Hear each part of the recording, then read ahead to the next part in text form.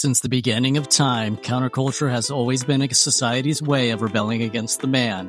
Who is the man, you may ask? Well, to quote Jack Black from School of Rock, Miss Mullins is the man. But that's besides the point. Now, in the 90s, there were several different countercultures.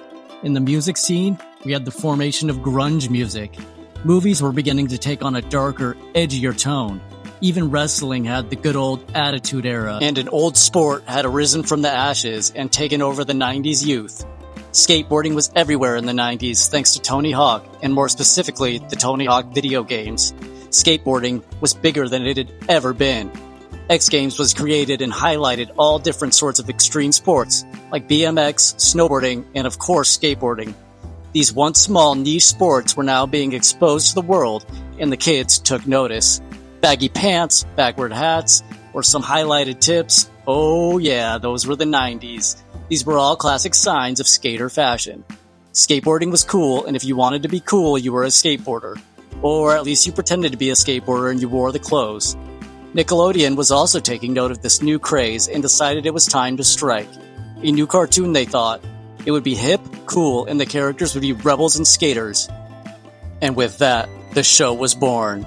Rocket Power was an American animated television series created by Arlene Glaske and Gabor Casupio, I'm honestly not sure how to say that, and was also produced by Glaske and Capuzzo along with Nickelodeon. It aired on Nickelodeon from August 16th, 1999 to July 30th, 2004. The show centers on the daily lives of four best friends. Otto is the main protagonist. He is naturally the most athletic out of the group and also carries a ton of charisma. And he has cool catchphrases like, "It's my motto, trust in Otto." Otto is awesome, but sometimes his ego gets a little big, and that's when his older sister, Reggie, has to step in. She is definitely a tomboy and doesn't let her gender hold her back. She's also a bit more mature than the boys, and this shows throughout the series. Twister is Otto's best friend. He's hilarious and at times kind of a dummy, but that's what makes him so damn endearing. He was also a way ahead of his time, but we'll talk more about that later. The final member of the gang was the new kid on the block, Sam, or who we would eventually come to know as Squid. Now, Squid, along with being the new kid, is pretty awkward and not very athletic, and is often uncomfortable in most situations. Despite this, the gang makes him feel at home. The four pre-adolescent children with an interest in all of these sports, including not only skating, but snowboarding, surfing, and many other intense extreme sports, find themselves constantly in crazy intense and competitive situations. The gang lives in a fictional city in Southern California, and as someone from a beach town in Southern California, I'd say they were definitely going for an old school surf type vibe. Along with the boardwalk and everything else, I definitely say it's inspired by Venice or Santa Monica type of beach, and they do a pretty good job with this, honestly, especially with like the locals and the boardwalk and just the vibe in general. I think it does bring a very Southern California feel to it, so it gets 2 thumbs up from me. Now, what made Rocket Power truly endearing and such a special show was that it didn't lean into the idea that every episode had to have a groundbreaking storyline or deeper meaning. The show was about being in the moment and taking advantage of every second you had and every single day. The Rocket Power squad lived the never-ending summer lifestyle in every way. Otto and Reggie's dad, Raimundo, owns a surf shop and skate shop on the beach. This serves as the hub for most of the episode's adventures. Raimundo is always positive and supports his kids in any way he can and is always a light in their worlds despite being widowed when he was younger. He spends most of his time at his shop with his worker and best friend Tito, who often gives some pretty funny one-liners and, quite frankly, some pretty wild and out there advice. Now, I could be wrong, but I have a theory that Tito may have been messing around with the devil's lettuce in his downtime. But then again, this is just a theory. The show was also great in incorporating skate lingo and making the show feel more authentic than most animated shows. Other than most cartoons where things were completely unrealistic or just removed from reality altogether, Rocket Power was quite the opposite. It was very down to earth for a cartoon show. It felt like 4 kids growing up in a beach town, taking advantage of their environment and taking advantage of their situations.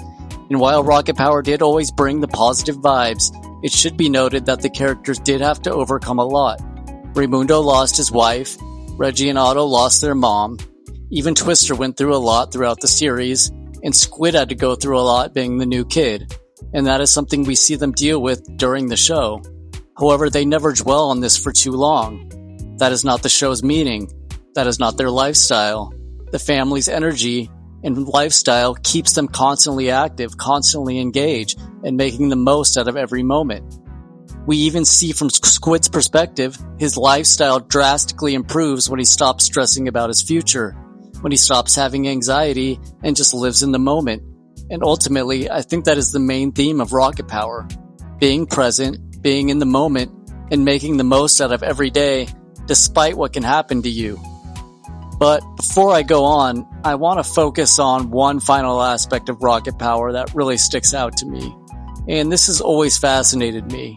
And that was Twister's passion towards filmmaking. Now, while Twister is a skilled skateboarder and surfer, and this is showed throughout the show, it seems his main passion is not actually in skating or with any extreme sports in general. Instead, he really loves filming his best friend Otto skate. It's shown throughout the series that he follows him around with his old school handheld camera, trying to get the best shots as possible. My guy Twister was out here in the late 90s filming his best friends doing stunts before social media was even a thing.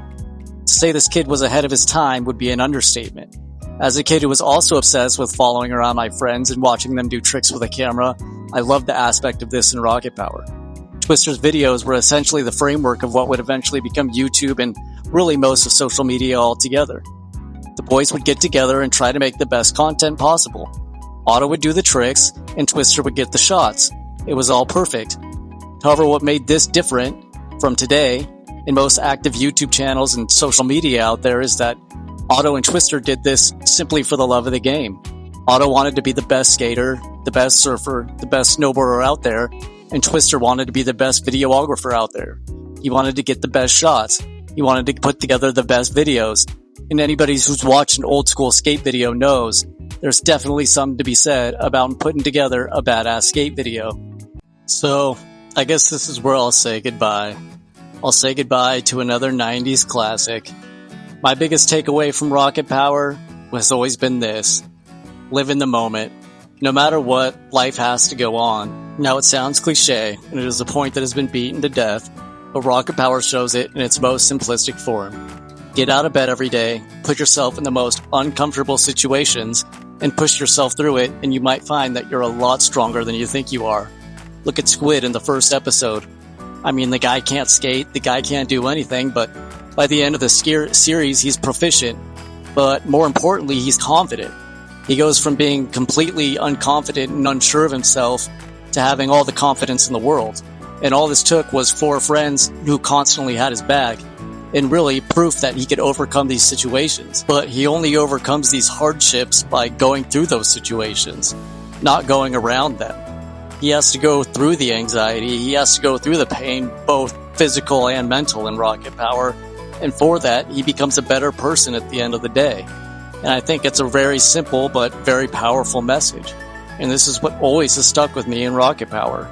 Not to mention, it's also a great look into the 90s and the culture of the 90s and just skating in general, especially if you're a kid and you just want to have fun and look at the culture of skating. I think nothing's better than really just watching a season of Rocket Power.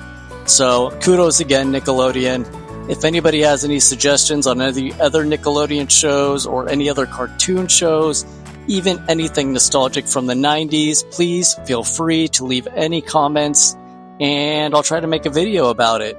But please like and subscribe. I'm doing everything I can to grow the channel right now, and I do appreciate all the love I get from everybody. So please, every little like and every little subscribe matters. Thank you guys so much, and I'll see you soon.